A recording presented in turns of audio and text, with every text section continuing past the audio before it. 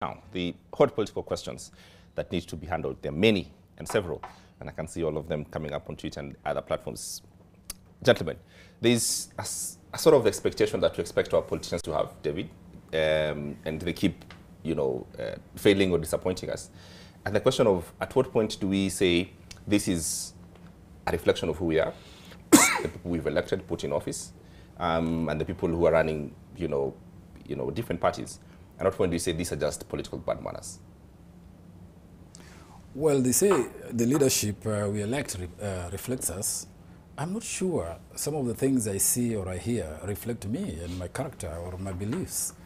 But then again, that might be a reflection of the majority of the society. I mean, we are generally a corrupt society. Our morals are what we see. However, we pretend we are corrupt, we are immoral in many ways.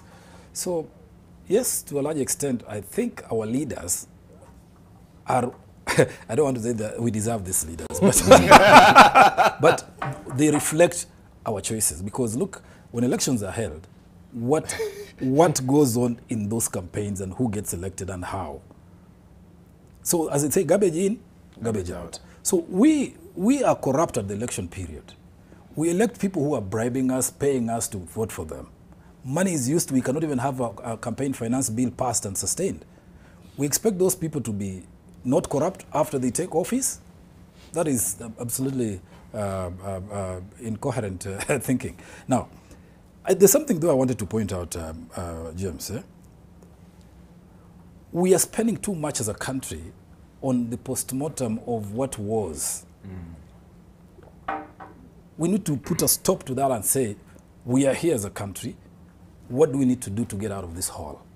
So this blame game of, oh, you were in government also, oh, you are the same guys who are there, oh, that was that guy, oh, this money was borrowed by so-and-so, should cease. And then we look at where we are, an assessment of the situation, and then we figure out the way forward. And that conversation must be led by the executive. Maybe the executive, Ruto needs to call Uhuru and tell him, Chief, what is the problem? I'm not interested in you or anything after you that you did with me or anything. Let me do what you did, and I gave you my time.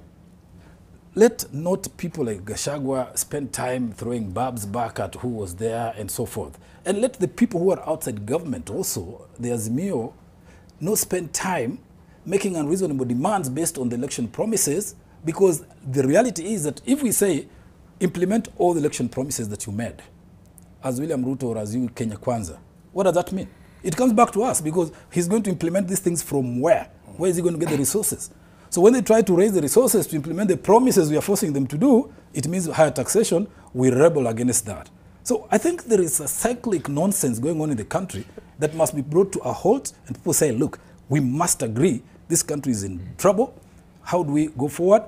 Put our heads together, take people to Mombasa where they normally do, leaders elected and others, to sort out the mess we are in so we can go forward as a country.